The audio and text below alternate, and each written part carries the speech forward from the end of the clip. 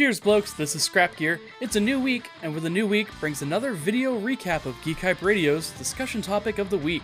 This week, our topic was to pitch a video game idea where we took an existing franchise and spiced it up with a new idea where we put it into a different genre. Such as when Metroid Prime came out and turned a game that had created a genre all its own into a first-person shooter. Here are the game pitches we came up with. So we're going to move on to our discussion topic for this week, which is pitch us a video game that franchise is well known, but reimagine it. So this is a really cool idea. Yeah. When you guys suggested this, I was really excited about this. Nice. So Dub, this was actually your idea for a topic. Do you want to start off? Yeah, that's cool with me. All right. I'm going first-person shooter style. So Okay. imagine, you're this character. Uh-huh. You're running around, jumping from platform to platform. You look down. You have a blue cannon for an arm. Ah, damn it, we have the same thing. Uh-oh.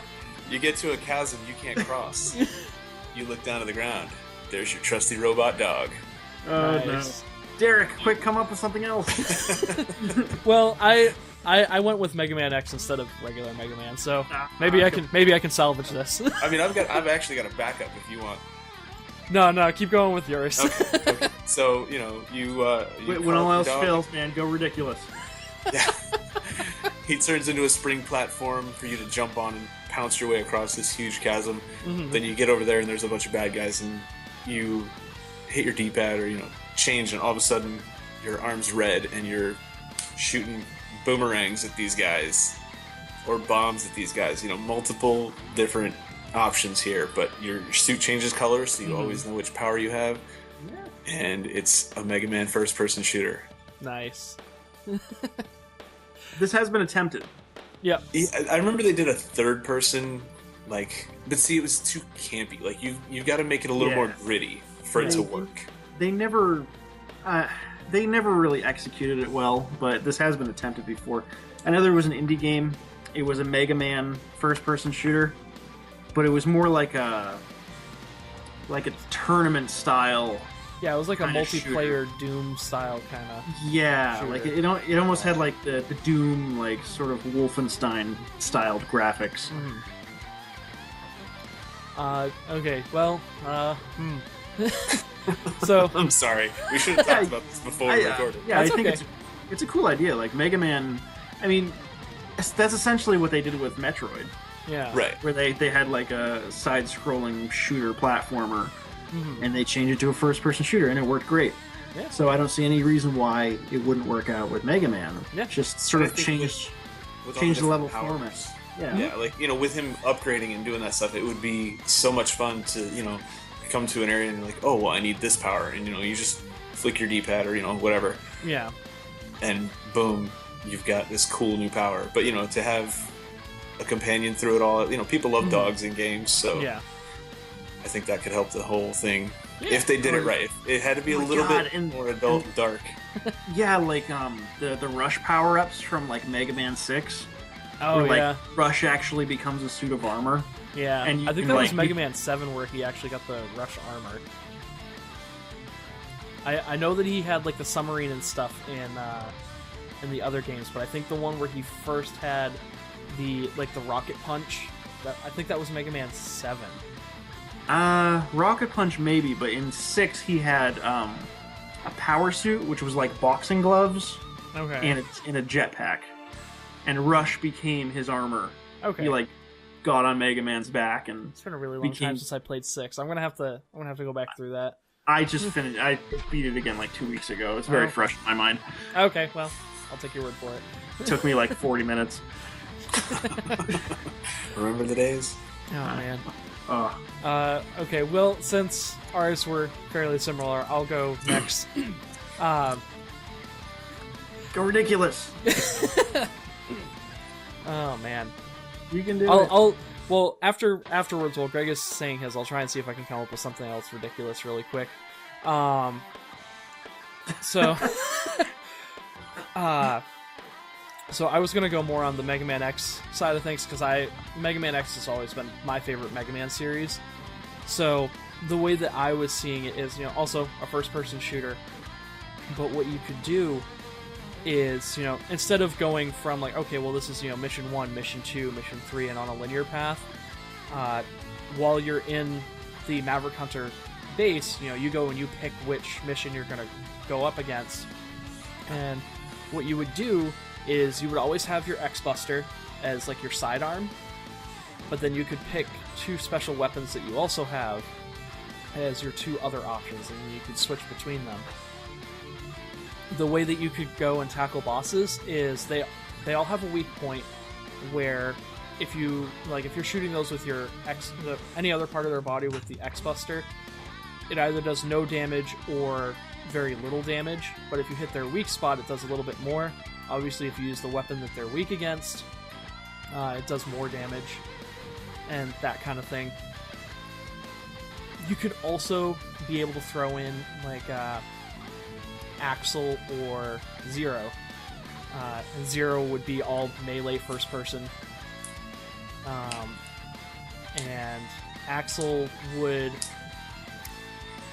Because Axel's main ability is he's able to DNA change. So you'd be able to pick maybe like one ability, like one boss ability that you can DNA change into for his thing, or be able to pick up like different enemy abilities. Because I think in Mega Man X8 you could do that. Like you'd go through and there'd be some enemies that you could copy their abilities. So that would be a way to be like pick up new weapons throughout the course of a level. Like I said, I I had picked it, and I was just trying to get that, also that kind of that gritty feel, and I think I would, I lost it. Okay, still fighting robot animals. Yeah, still fighting robot animals. Why not? All right. Greg, do you want to pitch yours?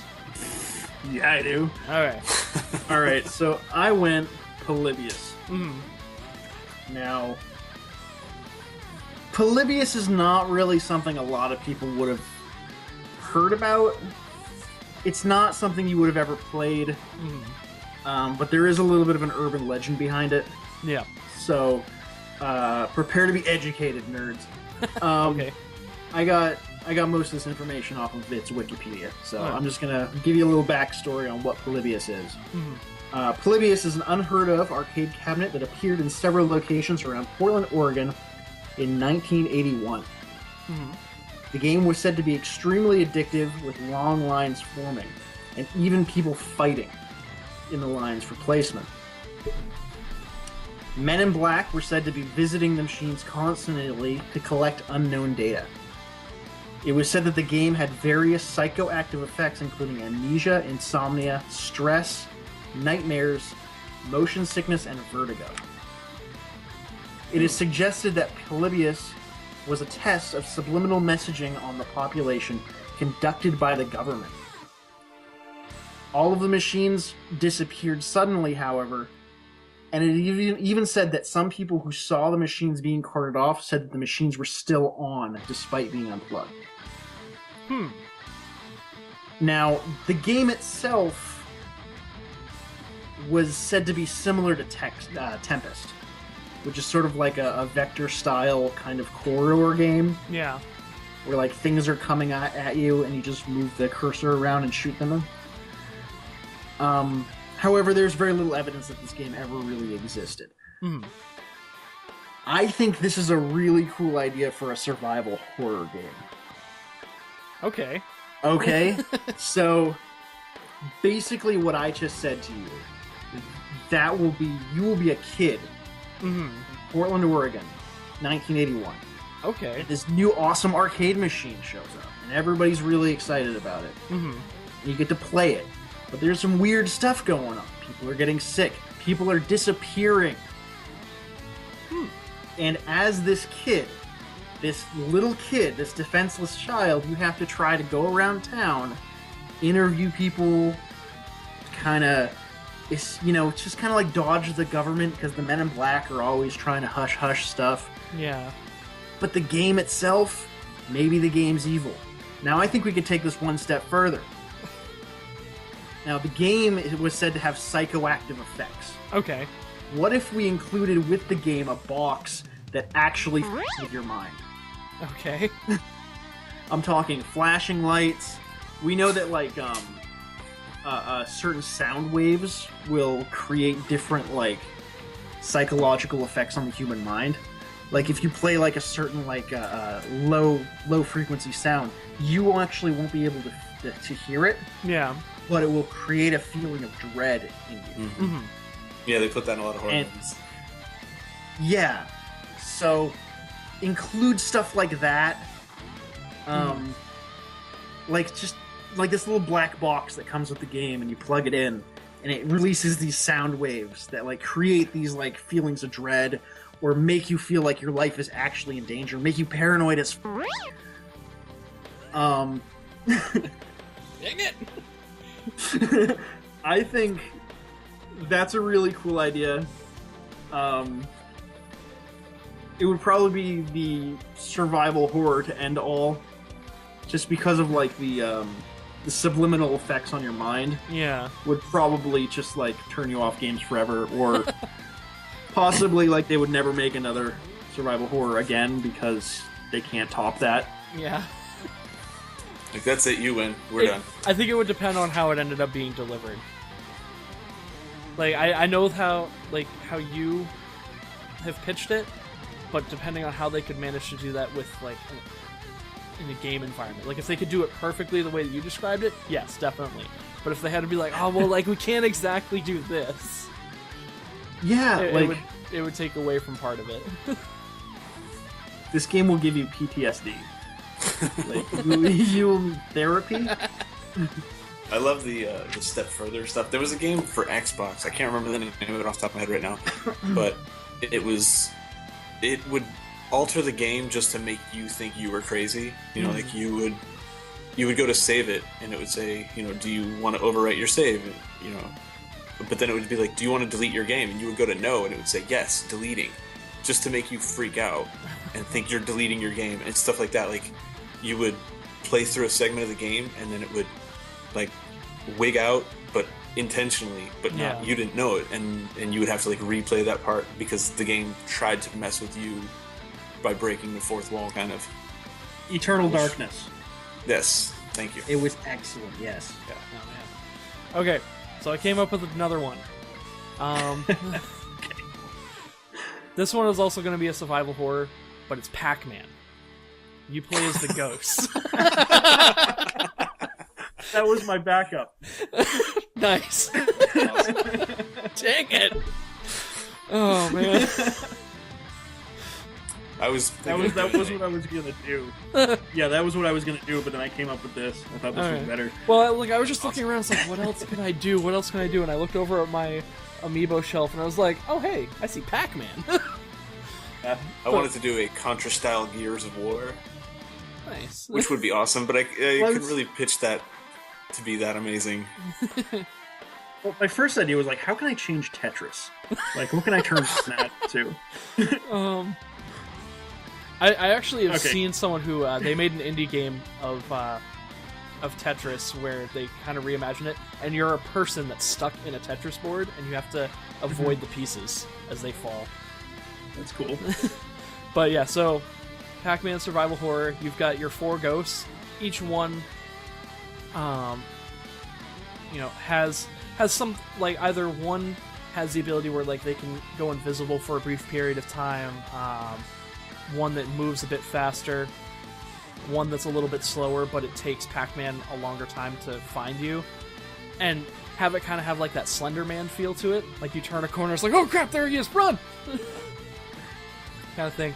And you're going through the level, and what you have to collect are, like, the different fruits that Pac-Man would eat in the Pac-Man game, and that's how you would progress to the next level. And, like, as you progress, like, Pac-Man would get faster, and then Mrs. Pac-Man would be added in, and you have to avoid 2 of them. So, That could be good. Like, I'm not gonna lie, at an indie game price. Yeah, well, you know, it's fine. Right, yeah, exactly. I wasn't going for Blockbuster. And those were our pitches. I thought mine were... Okay, mine weren't the greatest. But Greg and Dub did awesome, don't you think? Anyways, thanks for watching, and do me a favor, give us a smile. And until the next video, sayonara!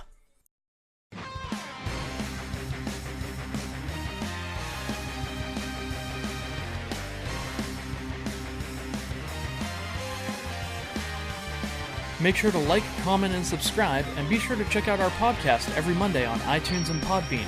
Just search for Geek Hype Radio. And until next time, sayonara.